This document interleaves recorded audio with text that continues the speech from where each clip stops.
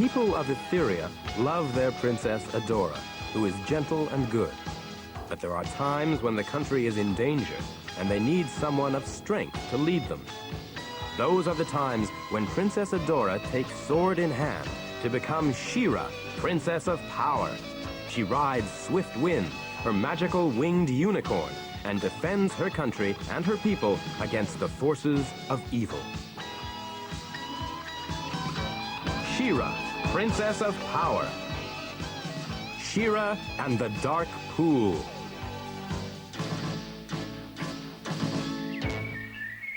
One of the pleasantest places in all Etheria was Whispering Wood. Birds nested in the branches of the tall trees. Deer grazed in sunny glades. Small animals scurried among the grass and flowers. And the Twiggets laughed and played tricks on each other or on anyone else who happened to be passing. When Princess Adora rode through the wood on Spirit, her beautiful white horse, all the creatures hurried to greet her. While the princess was amongst them, they knew that the power of light protected them from evil. They were safe from the wicked mischief of Hordak and his sinister ally, Shadow Weaver, mistress of dark magic. There was, however, a part of the wood where even the most adventurous Twigget never ventured. Here was the Dark Pool. It lay in a hollow, surrounded by bare and twisted trees. Instead of grass and flowers, the banks of the pool were covered in slime and poisonous moss. The branches of the trees reached out over the pool in a tangled mass so thick that the sun never shone through. No birds sang. No breeze rippled the black water. Streamers of thin mist were the only things that moved in the half-light. The people of Whispering Wood said that the dark pool was bottomless. Some even said that a horrible monster lived in the pool, but nobody was brave enough to find out for himself. One evening, Cowl sat perched on a branch. A crowd of young Twiggets played in the grass as the setting sun shone low through the trees. It was a very happy and peaceful scene. Suddenly, it was as if a chill winter breeze had blown through the wood. Cowl ruffled his feathers and shivered. The Twiggets stopped playing and huddled together. A shadow seemed to pass over Whispering Wood. What is it? Said the Twiggets.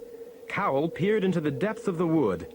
Something evil is passing close by, he whispered.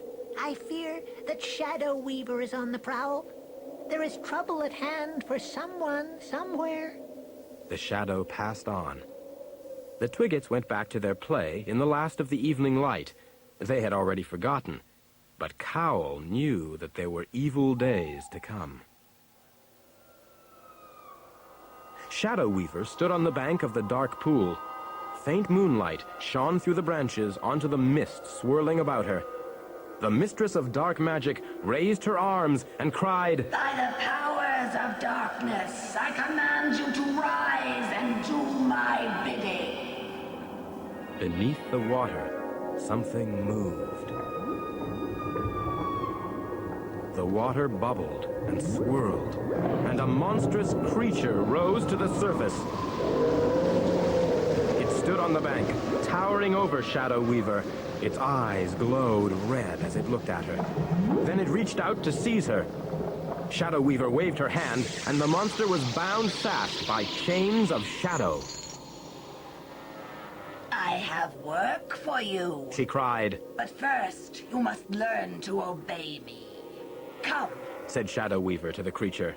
We have far to travel while it is still dark.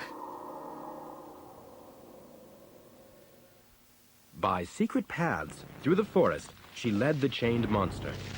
A party of woodcutters who had left home before daybreak to work in a distant part of the wood took cover in the bushes at the sound of heavy footsteps and breaking branches. Terrified, they watched the monster pass by, almost close enough to touch.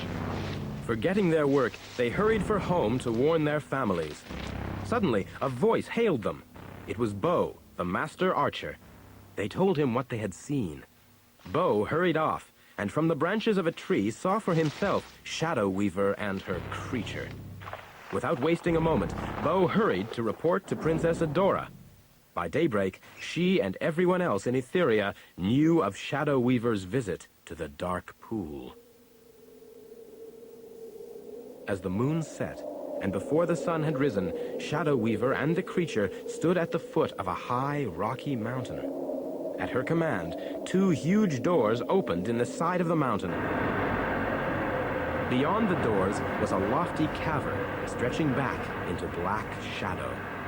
As Shadow Weaver and the monster passed through the doors, they crashed shut behind them. A moment later, the sun rose, bathing the mountain in morning light. My dark magic has freed you from the cold depths of the dark pool. Cried Shadow Weaver. Do as you are commanded, and you will stay to walk free in the upper world.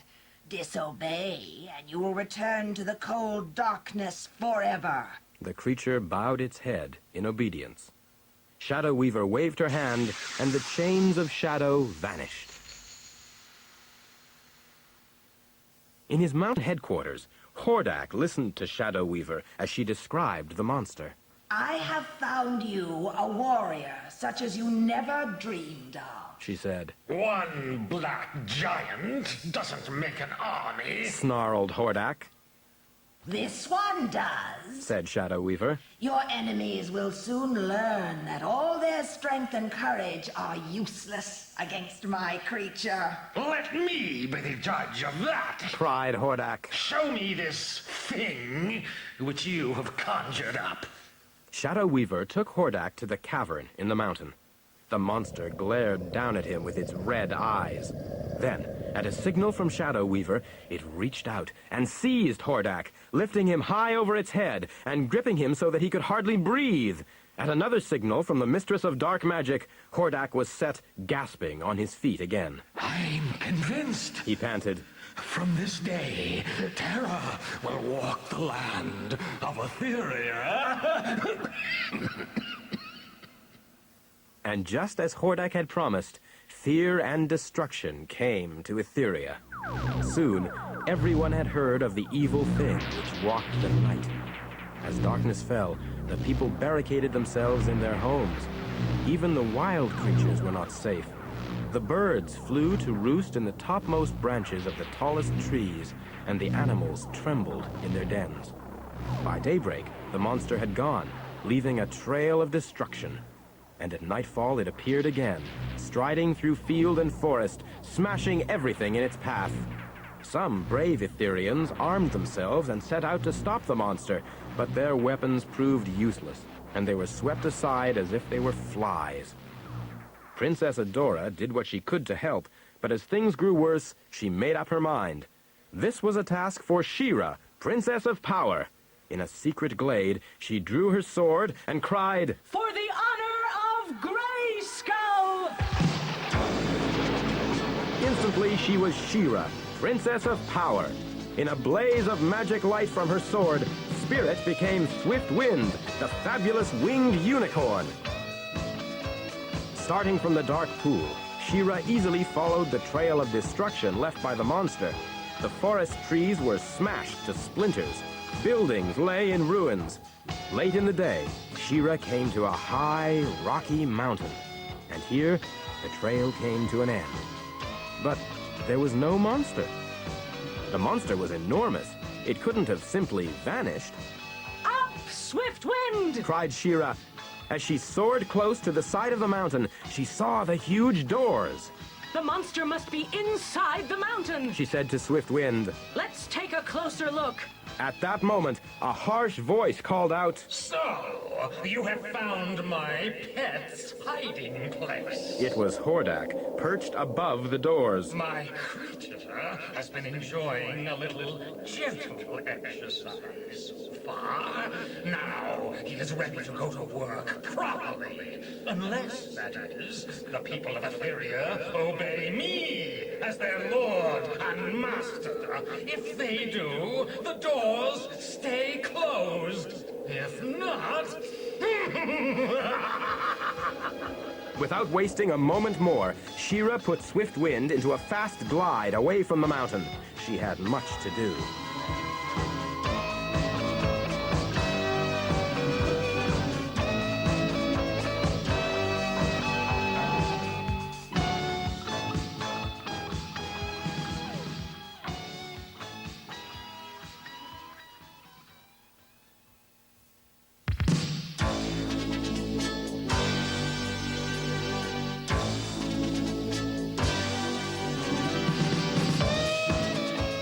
Princess Adora, She-Ra hurried to find her faithful friend Bo. She told him about the door in the mountain. She also told him of Hordak's threat to turn the monster loose again if the people of Etheria did not obey him. This will be difficult, Said Bo. even without the monster. Hordak has a large army of warriors at his command. And the door does not sound like one that can be broken in with a battering ram. Why not let Hordak open the door for us? Said Adora. If the people of Etheria do not obey him, he will open the door to turn the monster loose again. Yes. Said Bo. And then we will be waiting. Bo set off to get the fighting men of Etheria together. Adora rode into the forest. When she found Cow, she told him to speak to all the small people of the woods, the animals, birds, and of course the Twiggets. They are to keep watch on the door in the mountain She said. and send word the moment it opens again. For several days, nothing happened. The monster stayed locked inside the mountain. Then, one evening as dusk was falling, a squirrel in the branches of a tree growing close to the mountain heard a loud rumbling. The great doors were swinging open. The squirrel raced, chattering loudly, through the treetops. A black crow heard the squirrel and flapped off into the growing darkness, croaking as it went. A young Twigget heard the crow and ran as fast as his legs would carry him. He fell in a breathless heap in front of Cowl. The oars are opening. The ropes are opening. The oars are... Cowl didn't wait to hear more. He rose into the air and in a few minutes was perched on Bo's shoulder. The doors are opening. He cried. Bo gave a signal, and 100 armed men appeared from among the trees and began their advance on the mountain. As the doors rumbled slowly open, then swung wide, Bo shouted, "Charge!" and led the way into the mountain. Shower after shower of arrows whistled ahead of the men as they advanced. The bright light of torches sparkled on swords and spears held at the ready. From deep in the mountain, there came the savage roar of the monster. Bo's men answered with their war cry. But even as their war cry echoed inside the mountain, there was a blast of fire from a stun cannon battery. Hordak had taken no chances. His monster warrior was protected by artillery. From the edge of the forest, Adora watched as Bo and his men made a fighting retreat from the mountain. We need help. She said to herself, I'll have to get my brother, Prince Adam of Eternia, as his other self, He-Man. Prince Adam was sitting reading in his private apartment in the royal palace of Eternia when his sister's message came. Cringer lay sleeping in front of the fire. Wake up, Cringer. Cried Adam. We have work to do. Drawing the sword of power, he called, By the power of Grayskull! In an instant, he was He-Man, mightiest man in the universe, and Cringer had become the fearless Battle Cat. She-Ra was waiting to greet He-Man on his arrival in Etheria. Quickly, she explained about the monster and Bo's unsuccessful attack on the mountain. He-Man drew his sword, and Battle Cat growled deep in his throat as he thought of the fight about to begin. From a safe distance, Bo and his men watched as the monster came out of the mountain, moving slowly. Suddenly it roared with rage. In the light of the moon, there was a flash of white as Swift Wind dived out of the night sky. At the same moment, Battle Cat charged with a snarl. While She-Ra circled just out of reach above the monster, He-Man aimed his sword and sent a blast of energy zipping towards it. The shot hit the monster squarely, but passed through it without doing it any harm. He fired again and again. She-Ra blasted at the creature with her energy weapon, but it did not even slow down. Leaping from Battle Cat, He-Man threw himself at the monster, but as he tried to come to grips with it, he found himself clutching at empty air. Next moment, He-Man felt himself seized by two powerful hands and hurled through the air. He landed with a thump. I don't believe it. He cried as he pulled himself to his feet. I couldn't get a grip on it, but it certainly got a grip on me. The monster had already disappeared into the night to spread further terror and destruction. Bo and his men gathered around He-Man. Let's get after it! They cried, No! said She-Ra. This thing is no ordinary creature. It will not be beaten by ordinary means. Cowl flew down. If I may be so bold, the monster is one of Shadow Weaver's creatures. It is not flesh and blood.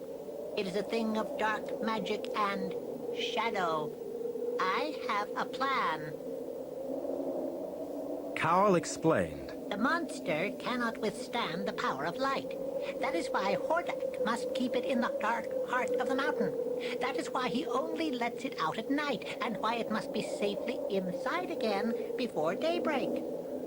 But Said Bo. it walks the land in the light of the moon without harm. Our torches did it no harm either. There is only one light which can hurt the monster. Said Cowl. The light of the sun. Let the sun shine upon it, and it is finished. Here is my plan. In a few minutes, everything was ready. She-Ra and Bo led half the men in pursuit of the monster. He-Man went with the rest into the forest to carry out the second part of Cowl's plan. It would rid Etheria forever of the monster from the dark pool. Mounted on Swift Wind, She-Ra flew through the night sky until she saw the black shape of the monster below. Swooping low, she circled it while it reached out to seize her. Soon the men arrived and formed a wide circle around the creature just out of reach.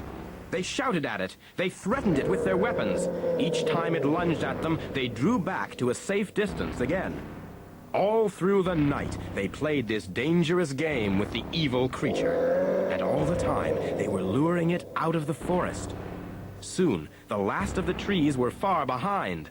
When the sky began to brighten in the east, the monster was in the middle of open grassland. As the sun appeared over the horizon, the monster shrieked with terror, but it was far from the shelter of the mountain or the thick forest. In the light of the morning sun, it began to dissolve. Soon there was nothing left of it but a patch of shadow in the grass. Then that too faded and disappeared. The shadow had scarcely vanished when there was a swirl of darkness on the spot where the monster had melted in the sun. With a terrible laugh, Shadow Weaver stepped forward. You fools! She cried. You think you can win by destroying one of my creatures? I shall set free from the dark pool a whole army of monsters, each 10 times more terrible than the one you have destroyed. With another laugh, she disappeared again. It's all up to He-Man and the rest of our men now. Said Bo. In an open glade, close to the dark pool, Shadow Weaver stood and listened. Instead of the deathly silence, there were voices. She glided through the trees. The dark pool was no more. The tangled trees, which had kept out the sun, were gone. They lay where they had been felled by the woodcutter's axes and the mighty strength of He-Man. The water sparkled as it caught the breeze and reflected the blue of the morning sky. The slime and poisonous moss shriveled and died in the golden light. Shadow Weaver knew that once again she had been beaten by the power of light. He-Man mounted Battle Cat, ready to return to Eternia. As the people of Etheria crowded around to say goodbye, Bo said, How can we ever thank you for what you have done? Do not thank me, said He-Man. I did very little.